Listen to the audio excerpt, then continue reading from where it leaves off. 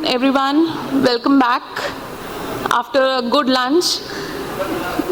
We are starting our next session. I would like to invite the chairperson for the session, Dr. Girija Wagh, on the stage, please. Dr. Girija is a consultant gynecologist and laparoscopic surgeon from Girija Hospital, Pune. And the first talk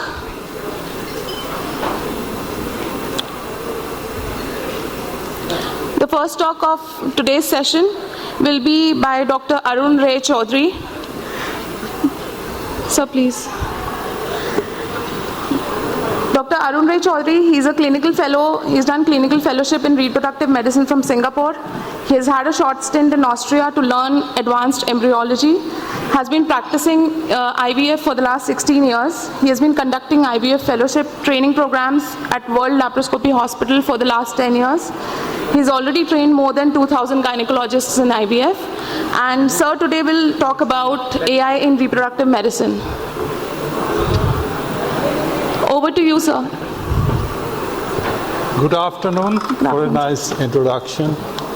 Good afternoon, Chair. Good afternoon, everybody here. I was thinking, if this scenario some 10 years back, people would have thought AI in reproductive medicine means artificial insemination in reproductive medicine. But we have come a long way. IVF is a very young science, but it is the fastest growing science medical faculty. And within 40 years, it has become a $40 billion industry now. So it's a huge market for AI. I would like to focus on those areas where AI is going to play a pivotal role and decisive role in reproductive medicine, and what the IVF in future would look like.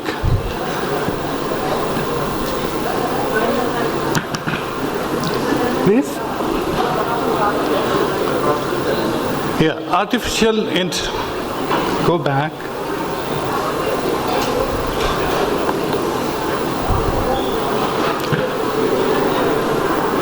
Yeah, artificial intelligence is a strong technological way providing the ability for a machine to perform the human brain function, like perceiving, reasoning, learning, and interacting.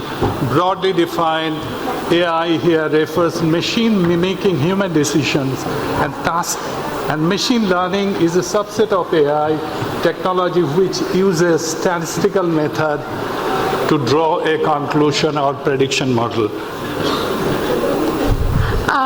So just a second, Chaudhary sir. Yes. I would like to invite another chairperson, Dr. Shailesh Kumar sir, please, on the stage, sir. Okay.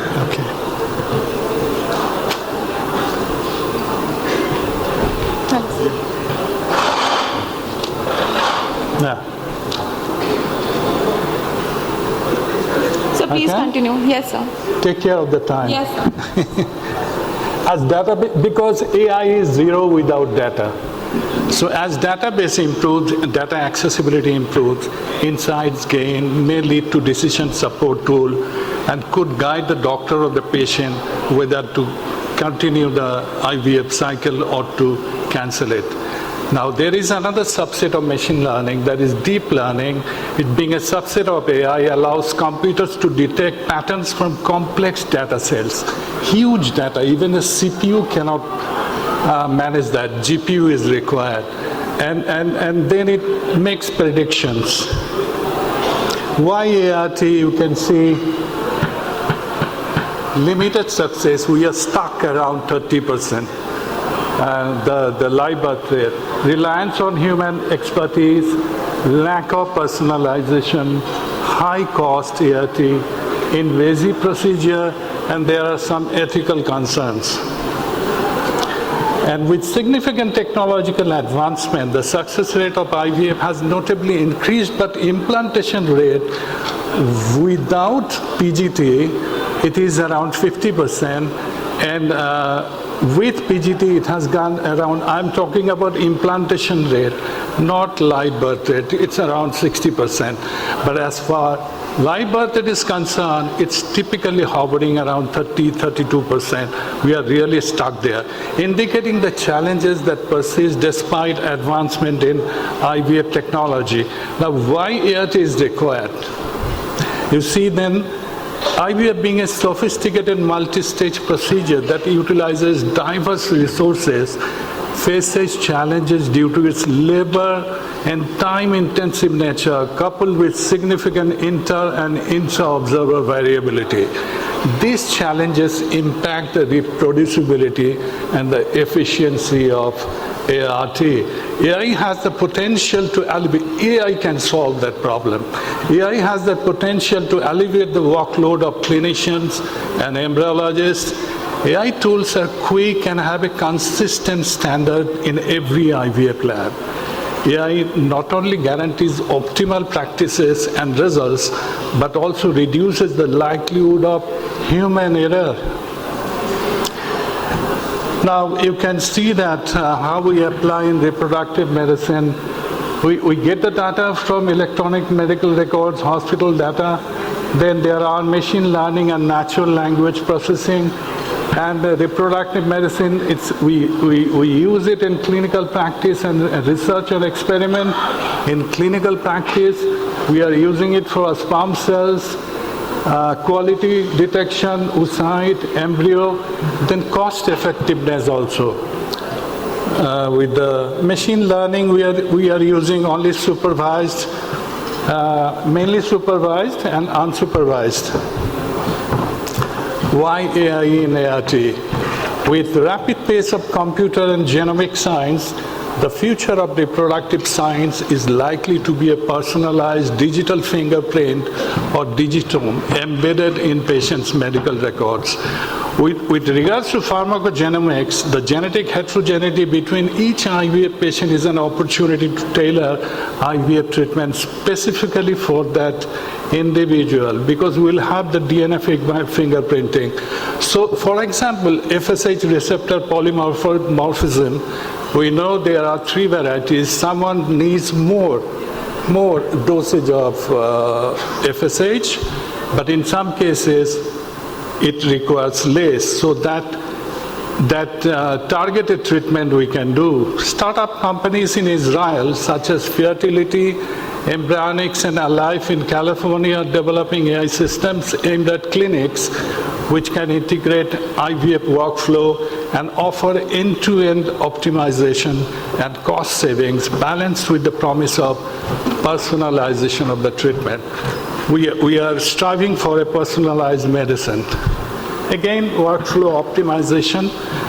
If someone comes to an IVF lab, if some 5-6 cases are going on in one day, you see that oocytes are coming here, then some consultant has to do some embryo transfer, then some thawing has to be done.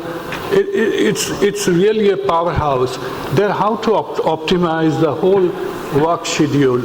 See that, and AI optimizes the scheduling of the predicting peak times, when exactly it will be busy. Accordingly, you can arrange your staffs. And we start with outpatient.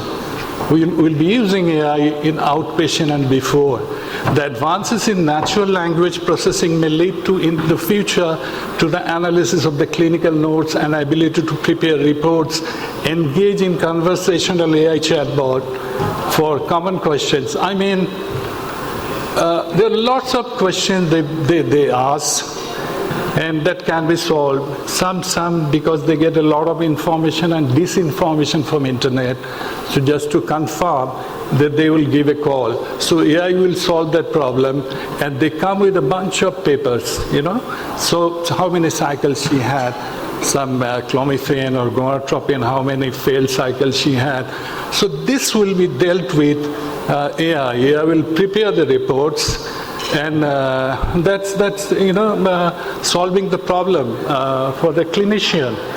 Time will be much less, and in the same time she or he will be able to see more patients. AI chatbot responses may provide answers to simple questions that would reduce the time requirement for the clinic staff, make the clinic available 24 hours.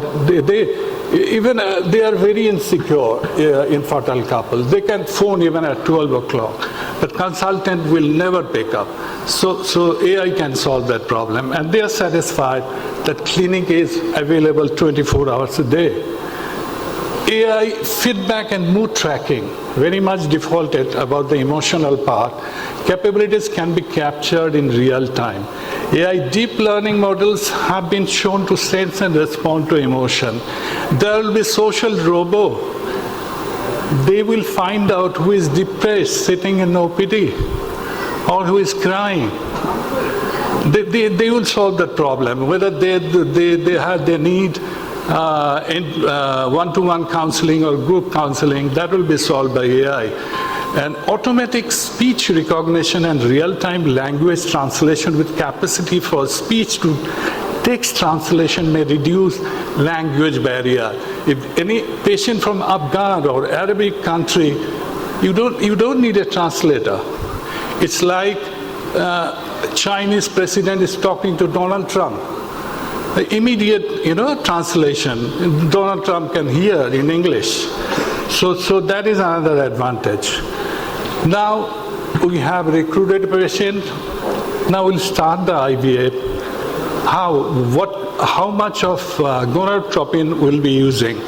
And normally what we are doing, we take care of the age, BMI, AFC, mid-antral follicle count, and AMH level. And it's 150 to 450 units. However, the potential for follicle recruitment decreases after about 8 days. Suppose we find after 7-8 days follicles are not growing, then even after we pumping in more gonadotropin, it's not going to respond. So the critical nature of the starting FSH dose is very important. AI is going to guide us there. Several machine learning models harnessing historical clinical data are being advanced to streamline and selection of the initial FSH dose for IVF, providing a standardized framework to enhance the personalization of treatment protocol, mitigating the variability. Sometimes there will be suboptimal response, sometimes there will be over response.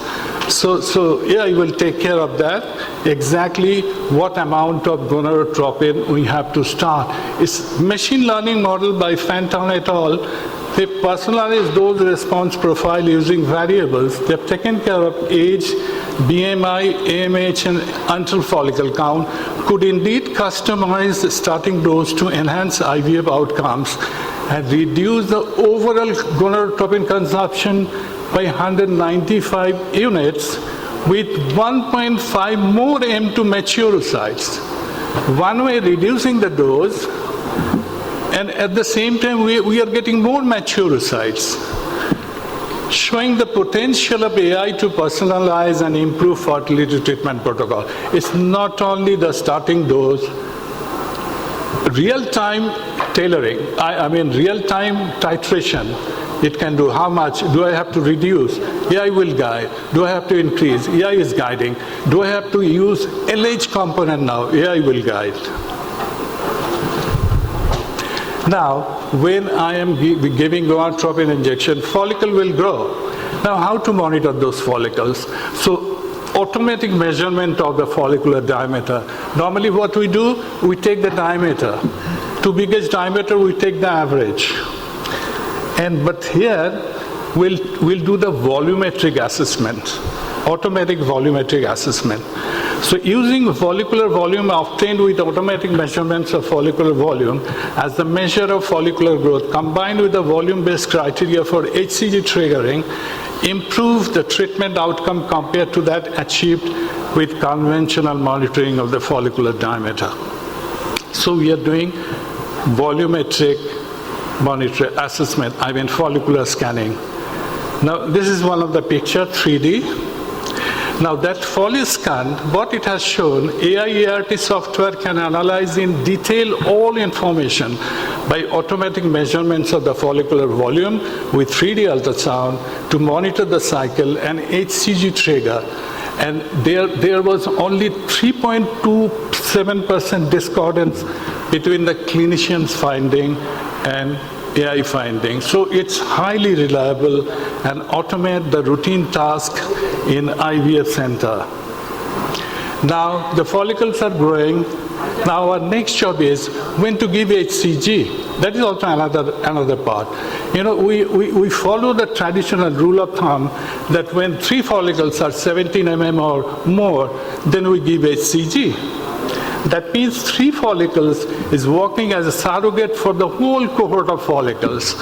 Actually, the optimal timing of trigger lacks evidence-based consensus and lends itself to AI solution. What AI is doing?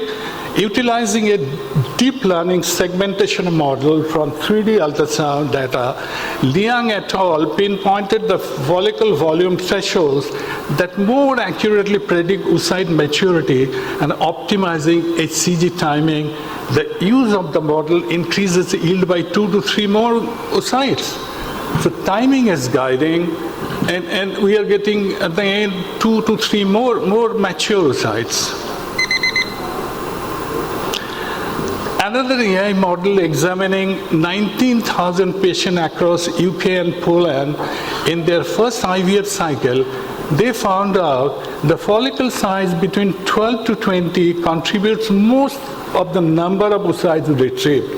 And follicle size between 13 to 18 contributes most of the number of mature oocytes. And when you bring it to the lab, there we found out that follicle between 13 to 18 mm contributes most to the number of 2PN, which is fertilized oocytes, and follicle size between 14 to 20 were most important for high quality blastocysts. It's guiding that we should trigger much earlier. Of course, we'll follow AI only later on.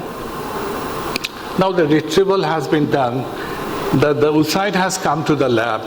Now we ask the husband to provide a sample. When the sample comes, the question would see the sperm quality. The research to the application of AI system to sperm evaluation, sorting, and selection has generally been more advanced than that of oocytes, with many using computer-assisted sperm, because we have been using already CASA, computerized assisted sperm analysis. Moreover, unlike oocytes, visually identifiable parameters such as sperm motility and morphology have been shown to reflect DNA integrity. I mean, AI can tell whether it has a good DNA integrity by looking at the motility pattern. As a result, AI systems have been developed to automate this evaluation to save time and avoid subjectivity and variability inherent in manual assessment. Sperm selection, Goodson et al., they have developed a support vector machine model that reported motility characteristics with 90% accuracy. Means that motility actually is linked with the DNA integrity. Mendizabal Rui et al. Used a proprietary computer vision system to select individual spermatozoa for ICSI based on kinetic, linear velocity, and lateral movement of the head. And that correlates with the fertilization and blastocyst formation. Sato et al. Developed a CNN-based system simultaneously perform morphological assessment and tracking of sperm in real time to assist in sperm injection. Means during ICSI, we look at the microscope that has a 400 magnification, but we cannot actually make out how good is the sperm quality-wise. So for that, then again, we started doing IMSI with a 6,500 of magnification. That is very expensive. Sometimes even embryologist needs half an hour to select one sperm. But here, real time, it will guide us. This is the sperm you catch and inject. Now, sperm is selected quality-wise. Now, the oocytes, normally after pickup, we keep it in an incubator. They will take some rest, they are tired, then we take them out for denuding. because we can't really say anything about the quality unless the cumulus cells are removed. So we just check the oocyte quality by looking at the zona and the polar body and the cytoplasm and the perivitelline space. But AI algorithm with advanced image analysis can assess oocytes homogeneity, ooplasm's homogeneity, Jonas integrity, and the presence of cytoplasmic inclusion of vacuoles, all of which are important indicators of oocyte quality, which are not discernible by manual evaluation. The embryologist can't say much about that. So, oocyte selected, sperm selected, now we get the embryo. Now, how we see the quality of the embryo? In clinical embryology, we don't yet know the feature or the set of features that is most predictive of IVF success. It is possible that the most important variable for a successful IVF cycle could still be unknown to science. That's why when an IVF cycle fails, we really can't say anything to the patient why this has happened. But in principle may be uncovered by AI system. This may be referred to as a computational embryology. That means in future, there won't be clinical embryology, it will become computational embryology. AI model analyzing time-lapse imaging can significantly improve embryo implantation potential as it can detect subtle morphological changes and dynamic behavior which is difficult for human observer to discern. Studies highlight AI potential to standardize embryo selection, particularly in centers with limited access to experienced embryologists and underscores its reliability. I'll take just 3 minutes. Vitrolife's IDS score evaluates embryo viability with a neural network analyzing timeless videos and Fertility's CHLOA embryo assistant, which uses both embryo and patient data to predict the probability of embryo implantation. AI is seen as an opportunity to increase the perceived stagnant success rate by 15 to 17%. So we'll have more implantation by at least 15-17%. Potential, whether, because we'll be doing biopsy to find out whether it's euploid or chromosomally competent or not. But AI will tend non-invasive, just by looking at that blastocyst with image enhancement. So it will do that, and how much? AI's ability to analyze embryologic images and clinical data presents a quicker, most cost-effective, non-invasive solution. New AI model accurately predicts embryo ploidy starts from optical microscopy image, increasing precision from 65 to 77%. This is, you can see how they do the enhancement of the images. Clearly, inner cell mass and topoectoderm is seen. Now, this was with a husband and couple, oocyte from the wife and sperm is from the husband. But suppose we need an AI donor. It's difficult. They put a laundry list, the couple, this kind of donor they need. So the use of this process, actually it's very labor-intensive, manually searching for clinics in order to secure a good match.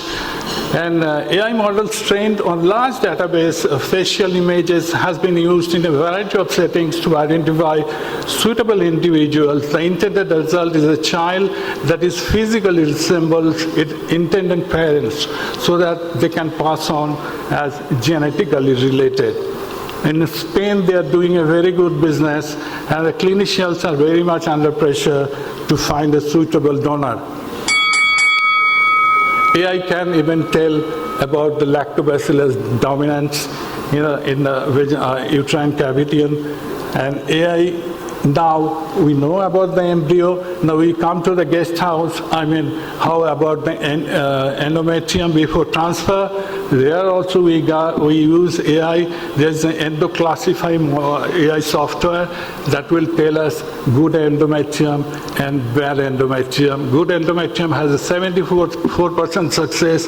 Bad endometrium has 90% negative pregnancy result. So now, endometrial using a combination of AI on embryos and endometrium in the same patient, we could achieve a high success rate in IVF. Now, when the embryo is transferred, we have to think, does this embryo belong to this lady? So AI safe tracking of embryos also is done by artificial intelligence. And I finished. I think AI, it's not a plug and play device. The tools in the market are under development, have the potential to transition care to the next level, but require considered appraisal before they are incorporated in IVF practice. AI has some challenges, and especially data privacy. Anyway, that has to be encrypted, like in WhatsApp we see end-to-end encryption. Anyway,